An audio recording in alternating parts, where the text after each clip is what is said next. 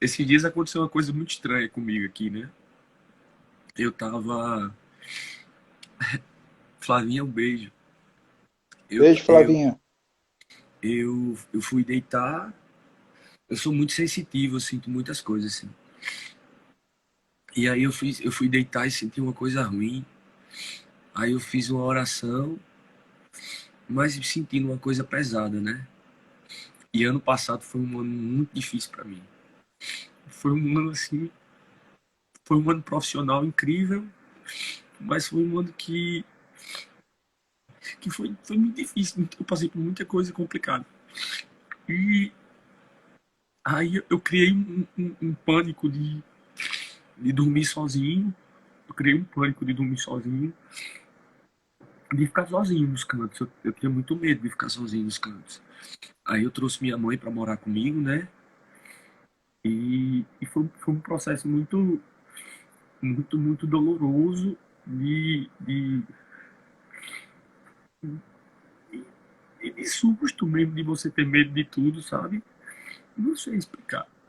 E quando foi agora, até que eu ter um mês e meio, mais ou menos, eu venho tentando dormir só, né, na minha casa, sozinho, tentando reconstruir minha vida. Aí eu senti uma coisa muito pesada, assim. Aí eu orei e eu fui dormir. E assim, mais ou menos às 4 horas da manhã, ele sabe disso, um vizinho aqui, um cara surtou do prédio e, e o cara bateu na minha porta. 4 horas da manhã. E os meus cachorros começaram a latir, né? Começaram a latir desesperado. E eu fiquei com medo, fui liguei pra portaria, perguntei o que estava acontecendo, que tinha alguém na minha porta. E aí o porteiro subiu, e quando subiu era um morador que estava com uma faca e ele tinha surtado. Ele surtou, saiu de madrugada e veio bater na porta da minha casa. Mas não porque era eu, o cara surtou, Sim. enfim. E foi mesmo no dia que eu tava me sentindo muito mal, né? Que tinha tentado dormir sozinho. Uhum. Aí era 4 da manhã e aí eu tipo desmanchei, né? Eu comecei a chorar. E eu peguei e liguei pra ele, assim, o dia tava querendo amanhecer. Aí eu contei pra ele o que tinha acontecido, né? Falei, não tinha um cara aqui na porta, o cara tava com uma faca, não sei o quê. E aí eu peguei e falei, eu quero entender por que essas coisas estão acontecendo comigo, né?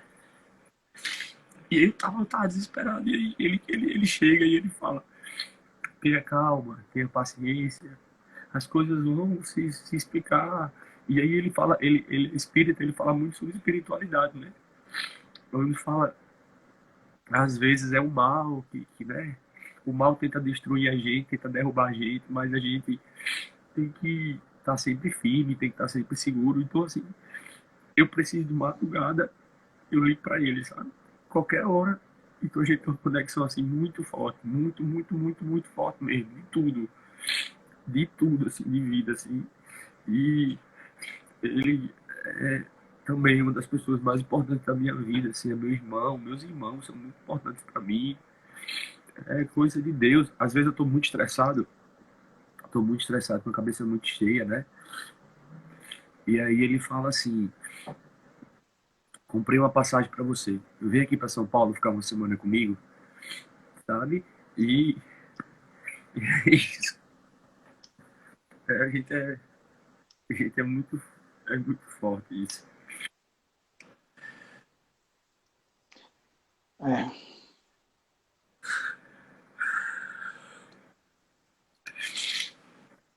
Tem quanto tempo, Robson, que você tá assim, tava assim, se sentindo assim com síndrome do pânico?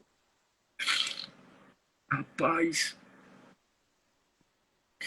é porque muitas coisas aconteceram comigo, né? Eu fui vítima de um assalto muito violento, né? Foi um assalto muito violento, muito violento. E, e foram três assaltantes que me pegaram na verdade, um deles atirou e a arma não funcionou. E eu consegui correr. E eles levaram o carro. E aí foi uma situação muito pesada. E depois que eu passei por essa situação, eu fiquei muito assustado. Eu já era muito assustado, né? E aí eu fiquei muito assustado. Então, assim, sempre que eu chego para tocar, eu sempre fico dentro do carro. eu sempre fico ali no meu canto, naquele meu momento, né? Então depois disso eu não conseguia mais ficar sozinho em nenhum canto, né? Eu acho que o start veio daí. Sim. E aí eu trouxe minha mãe para cá para ficar comigo, eu trouxe minha avó para ficar comigo, até para poder sentir minha família mais próximo de mim, né? Isso foi ano passado. E aí quando foi esse ano, minha mãe passou 8 meses comigo aqui me ajudando. E aí quando foi esse ano, foi que minha mãe voltou para casa e a minha avó também voltou para casa. E é que eu tô tentando reconstruir a minha vida, assim mesmo, psicológica, né? Assim, e é por isso que eu falo que às vezes na internet a gente não compartilha tudo que a gente vive, né? E Sim. tem pessoas que falam umas coisas muito pesadas. No Carnaval do ano passado, eu tava muito mal no Carnaval. Muito mal. E eu falei que eu não queria fazer o Carnaval. Eu falei, gente, eu não quero fazer o Carnaval.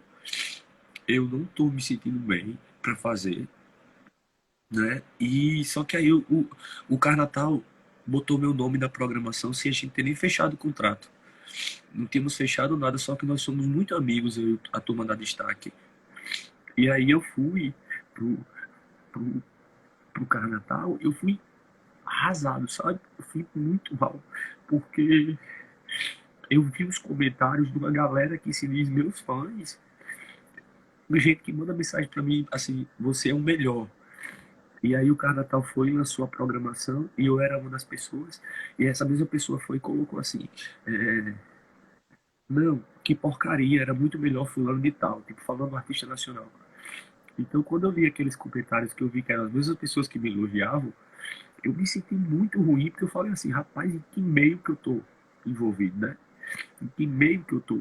Então, eu falei assim, eu não quero fazer o Carnatal. No dia do Carnatal eu tinha um show à tarde, eu cancelei o show da tarde e fiquei me preparando psicologicamente para cantar no Carnatal, porque eu tava bem.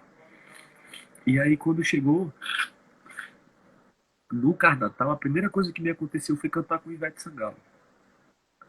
Foi a primeira coisa que aconteceu, que era uma coisa que não estava programada, né? Sim. E eu lembro que eu tremia inteiro, Ivete Sangalo, né? Eu tremia inteiro. E quando eu terminei de cantar com ela, cara, bateu um negócio assim. Eu só sabia levantar minha cabeça para Deus e falar assim: olhe como são as coisas. Eu não queria fazer o Carnatal. E tipo, eu vim fazer o Carnatal. E eu cantei com a maior cantora do Brasil. Só que para mim, aquilo ali claramente era uma resposta de Deus. Mais do que Sim. qualquer coisa, né? E aí foi tão interessante porque acabou que a própria Ivete Sangalo falou algumas coisas para mim que só eu sabia o sentido que tinha no meu coração, entendeu? Só eu Uhum. sabia. Então, assim, são momentos muito difíceis que a gente passa. Inclusive, tem eu, eu, eu, inclusive, nós conversamos com um outro cantor para me substituir no meu projeto, né? O nome do cantor também é Robson. Eu liguei para ele, eu não lembro o sobrenome dele. Eu liguei para ele, a gente conversou e eu falei para ele que ele ia assumir minha agenda, tudo, e eu ia me afastar para poder me sentir melhor, me sentir recuperado, né? E foi assim, Deus foi é, Deus foi me dando respostas de coisas do dia a dia, assim, coisas que aconteceram. É tanto que quando o ano passado acabou, eu falei assim, meu Deus do céu, graças a Deus que foi assim, o pior ano da minha vida. Graças a Deus que foi. Mas hoje eu já me sinto melhor, hoje eu já me sinto, hoje eu já me sinto recuperado, sabe? Hoje eu consigo dormir na minha casa sozinho, eu consigo, é, hoje eu já me livrei desse medo, assim, que eu vinha sentindo, né? Todo esse tempo, assim, eu já me considero recuperado, graças a Deus. Quer beber uma água, Robson? Não, tô bem. Tá bem? Eu sei que você tá, que isso é muito forte, essas lembranças. Eu acho que você nunca falou isso na internet, você já falou. Não, eu nunca compartilhei isso com ninguém, não. Eu acho importante que você bote tudo para fora, Porque quando a gente chora e ou a gente grita, ou a gente esmurra, ou a gente fala, o cérebro da gente entende como um alívio. Por isso que a Sim, gente sente vontade de quando falar, às vezes a gente falar alguma coisa, quando a gente está angustiado, falar para procurar alguém que a gente considera como amigo. E por isso que muitas vezes a gente acaba quebrando a cara, se decepcionando, porque depois descobre que aquela pessoa não é tão amiga. Mas é importante para a gente chorar, para a gente falar, para não ficar com esse engasgado, porque isso dói. A gente fica guardando. Então, por isso que o que eu quero lhe falar é: chore. Eu estou me sentindo privilegiado em você abrir seu coração, falar isso aqui no nó da pergunta, porque é importante. Porque depois disso, sempre depois que a gente chora, depois que a gente bota para fora, é como se tivesse tirado um peso. A gente se sente mais leve Sim, depois de tudo isso. sim, com certeza. eu, eu me sinto hoje, eu me sinto hoje mais leve, né? Eu fiz terapia, né? Eu fiz um acompanhamento psiquiátrico, né? Eu desenvolvi até asma por conta dos meus problemas de estresse, de medo. É, teve dias de eu ter 4 shows em um dia, começar 2 horas da tarde e eu achar que eu não vou conseguir, porque a mente da gente trabalha muito para mostrar que a gente não vai conseguir fazer as coisas que a gente tem que fazer, né? E É. aí hoje eu trabalho muito isso, eu sou muito apegado a Deus, assim, é sério, Ike, é uma coisa assim, a minha ligação com Deus é uma coisa fora do comum, assim, eu não sei nem te explicar como que é. Deus, ele tem me sustentado em momentos assim que só a misericórdia mesmo, só a misericórdia, só a misericórdia. Mas tem dado certo, graças a Deus. Robson, esse sequestro, houve um episódio também com você que é de um fã, um cara que estava atrás de você e ficou obcecado por você e foi atrás de você com a faca, um médico, né? Alguma coisa assim, não foi? Na verdade, ele não foi atrás de mim, né? Nós era um cara que é acostumado a frequentar as casas daqui, né, de shows que eu fazia, e ele sempre teve uma postura comigo muito, muito pesada, né? Hum. Ele sempre teve uma coisa muito chata comigo, sempre foi muito libertinoso. Ele sempre teve muita liberdade, achava que tinha liberdade, né? E Ah, então você aí, conhecia ele. não, na verdade eu conhecia ele das festas. Eu nunca tive nenhum tipo de contato com ele, mas ele ia tanto para as festas, né? E uma vez em um show, eu tava saindo com a minha mãe, e ele foi e ele veio fazer uma foto comigo, e ele falou assim: "Eu gosto tanto de você que a minha vontade é esfaquear você inteiro". Aí eu fiquei muito mal, qualquer pessoa ficaria. E minha mãe escutou, minha mãe tá aqui, inclusive, minha mãe escutou isso, e aí foi estressante. Eu fui embora e fiquei com isso na minha cabeça, né? A história do que ele falou. Aí depois eu encontrei ele em um outro show, chamei ele, pedi que ele não fizesse mais isso, que aquilo tinha me feito mal, né? Que ele não agisse daquela forma. E até então tudo bem. E aí aconteceram várias situações chatas com essa mesma pessoa, que é um médico. Depois eu soube que ele era um médico, né? E aí aconteceu que num show meu, por último, ele foi e, e ele foi e veio me alisar. E aí ele me alisou 2 vezes, aí eu achei que ele tinha passado o limite, parei o show. E falei pra ele, né, que eu não admitia que ele fizesse isso. E eu repreendi ele no microfone, falando no microfone, né?